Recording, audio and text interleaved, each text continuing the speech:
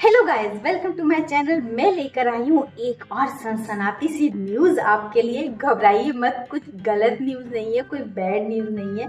हमारे लिए एक्टिंग का समंदर फिर से फटने को तैयार है।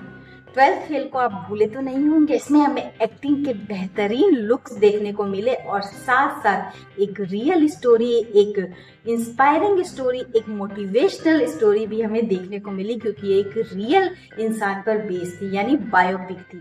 तो अब एक और बायोपिक आ रही है और वो लेकर आ रहे हैं राजकुमार राव, जिनकी एक्टिंग के तो हम सब दीवाने हैं। उन्होंने पहले भी बहुत सारी फिल्में ऐसे करी है जिनमें उनकी एक्टिंग का लोहा हम सब ने माना है। तो अब वो एक बायोपिक लेकर आ रहे हैं जो कि देख नहीं सकता, यानी कि एक दिव्यांग इंसान की बायोपिक लेकर आ रहे हैं। श्रीकांत पोला, आपने नाम नहीं सुना है तो ये फिल्म आप लोगों के लिए है, जिसे आप देख सकते हैं 10 मई को। अब क्योंकि क्लैश तो होते ही रहते हैं, तो श्रीकांत बोला कि मूवी का क्लैश भी होगा कल की 2898 AD। लेकिन कोई बात नहीं, जो बेहतरीन चीज हमारे सामने लाएगा सफलता तो उसे ही मिलेगी। तो ये तो बाद में देखा जाएगा कि कौन सी फिल्म रेस में आगे निकलती है और कौन सी फिल्म थोड़ी सी पीछे रह जाती है। लेकिन जहाँ तक मेरा मानना है कि जैसे 12th फेल ने कम बजट की होकर सफलता पाई, उसके आगे बड़ी बड़ी फिल्म औंधे मुंह गिर गई, वैसे ही हो सकता है श्रीकांत भोला भी रेस में आगे निकल जाए। ये तो वक्त पर छोड़ते हैं। अभी तो हम बात करेंगे श्रीकांत भोला कौन थे, किस लिए उनको इतना सम्मान मिला कि उन पर एक फिल्म बन रही है। जाहिर सी बात है कुछ उन्होंने स्पेशल ही किया होगा। तो ये सब डिस्कस करेंगे इसी वीडियो में, तो पूरा वीडियो लास्ट तक देखिएगा। और हाँ, आप मेरे चैनल पर नए हैं और आपने अभी तक मेरा चैनल भी सब्सक्राइब नहीं किया तो गलत बात है। जल्दी से जाके सब्सक्राइब कीजिए और बेल आइकन को प्रेस कर दीजिए। तो चलिए जानते हैं श्रीकांत भोला की रियल स्टोरी क्या थी, क्यों हमें देखनी चाहिए और इस फिल्म में और कौन कौन से कलाकार होंगे उनका साथ निभाने के लिए।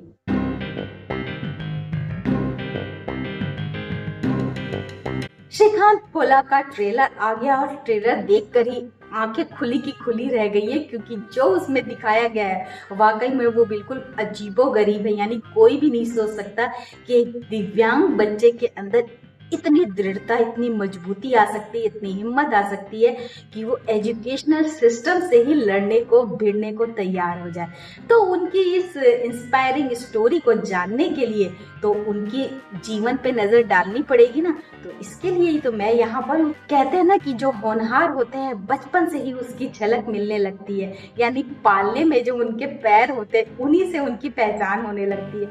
तो बस श्रीकांत भोला वही है। तो चलिए उनकी स्टोरी जानते हैं और देखते हैं उन्होंने कैसे हिम्मत करी, कैसे अपने आप को इस काबिल बनाया कि वो आज सफल व्यक्तियों में माने जाते हैं, जबकि वो एक दिव्यांग है। जब उन्होंने APJ अब्दुल कलाम साहब के सामने ये कहा था कि वो पहले प्रधानमंत्री बनना चाहते हैं जो नेत्रहीन है, तो सबने बहुत मजाक बनाया और डॉक्टर APJ अब्दुल कलाम भी उनके इस आत्मविश्वास से चौंक गए। लोगों ने उनका बहुत मजाक बनाया कि श्रीकांत हो, रजनीकांत नहीं हो, मुंह के बल गिरोगे। लेकिन ब्लाइंड होते हुए भी अपने क्लास के वो हेड बॉय बने। 98% मार्क्स मिलके वो बहुत खुश थे, लेकिन उनकी खुशी पर पानी तब फिर गया जब उन्हें साइंस देने से इनकार कर दिया गया, क्योंकि हमारे एजुकेशन सिस्टम में ब्लाइंड स्टूडेंट या कहते हैं विजुअली इम्पैक्ट स्टूडेंट को साइंस नहीं दिया जा सकता। और इनकी हिम्मत तो देखिए, उन्होंने एजुकेशन सिस्टम पर ही केस कर दिया। लेकिन जिसे साइंस देने से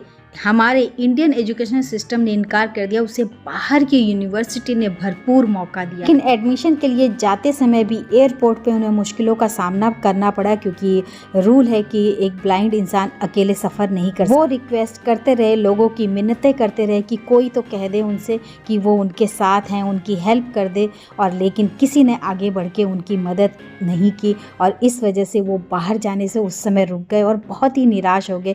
लेकिन उनकी जो शिक्षिका थी, टीचर थी, उन्होंने उनको हिम्मत दी और इसी हिम्मत से आगे चलकर APJ अब्दुल कलाम ने उनके साथ बिजनेस करने की हामी भरी और एक कहते हैं कि एक सपोर्ट देना शुरू किया। तो धीरे धीरे लोग जुड़ते गए और उन्होंने इस कहावत को गलत सिद्ध कर दिया कि अंधा इंसान सिर्फ ट्रेन या बस में भीख ही मांग सकता है और कुछ नहीं। और सबसे बड़ी बात, उन्होंने अपने साथ साथ और भी बेसहारा लाचार लोगों को नौकरियां दी और अपना नाम इतना विशाल बनाया कि आज उनकी जीवन पर फिल्म बनी है। ये है असली के श्रीकांत बोला, जिनका जन्म 7 जुलाई 1991 में आंध्र प्रदेश में हुआ था और इन्हीं की भूमिका निभाई है राजकुमार राव ने। और रियल लाइफ की उनकी वाइफ वीरा स्वाति की भूमिका निभाई है आलिया इब्राहिम, जो कि कबीर बेदी की नाती हैं और पूजा बेदी की बेटी हैं। ज्योतिका इस फिल्म में टीचर की भूमिका में है, जो कि बहुत ही जानदार है।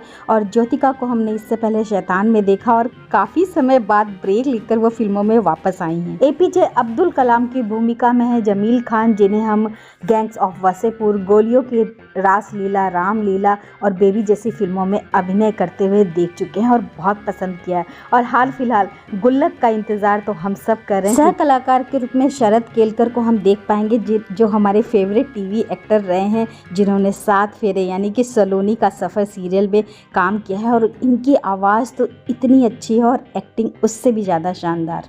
और फिल्म को डायरेक्ट किया है तुषार हीरा नंदानी ने, जिनकी फिल्में हम पहले भी देख चुके हैं। अब श्रीकांत में हमें उनका डायरेक्शन फिर से देखने को मिलेगा। तो देखा आपने, श्रीकांत बोला कुछ काबिलियतों से अलग ही तरीके से नवाजे गए थे। हम आम इंसानों की तरह उनके पास आंखें नहीं थी, लेकिन कहते हैं ना, मन की आंखें होती हैं तो इंसान वो सब कुछ कर सकता है जो वो ठान ले। और इसके लिए हिम्मत होनी बहुत ज़रूरी है। जब इंसान में हिम्मत होती है तो बाकी सारी कमज़ोरियाँ कहीं पीछे रह जाती हैं। और श्रीकांत बोला ने अपने जीवन में यही साबित करके दिखाया। और ये कोई झूठी मूठी कहानी नहीं है, परियों की कहानी नहीं है, ये है रियल स्टोरी जो हमारी इसी धरती पर हुई है और हमारे भारत में ही हुई है। तो बहुत से लोग हैं जो इस फिल्म को लेकर इंस्पायर हो सकते हैं, थोड़ी सी प्रेरणा ले सकते हैं। खास तौर से आज के युवा वर्ग जो हाथ पर हाथ धरे बैठते हैं और सोचते हैं कि सब कुछ ऐसे ही उन्हें मिल जाएगा, उनके लिए तो खास तौर से ये फिल्म थिएटर में आ रही है। तो 10 मई का इंतजार तो मैं भी बेसब्री से कर रही हूँ, या ये कहूँ कि कल की से भी ज़्यादा मुझे इस फिल्म का इंतजार है, तो गलत नहीं होगा। तो आप भी तैयार हो जाइए श्रीकांत बोला की फिल्म को 10 मई को थिएटर में जाकर देखने के लिए। और जब मूवी आ जाएगी तो उसके बाद एक रिव्यू और आ जाएगा मेरा, और आप भी अपने कमेंट्स मुझे बता सकते हैं जब आप थिएटर में मूवी देखकर आएंगे। वैसे अभी भी आप मुझे कमेंट कर सकते हैं, ट्रेलर देखकर आपका क्या रिस्पॉन्स है जल्दी से कमेंट्स में बताइए, नहीं तो मेरे इंस्टाग्राम पर भी आप मुझे DM कर सकते हैं। तो पूरा वीडियो देखने के लिए थैंक यू सो मच। और आपने अगर मेरे चैनल को सब्सक्राइब नहीं किया तो जल्दी से सब्सक्राइब कर लीजिए, शेयर और लाइक करना मत भूलिएगा। तो चलिए मिलते हैं नेक्स्ट वीडियो में बहुत जल्दी। Bye bye.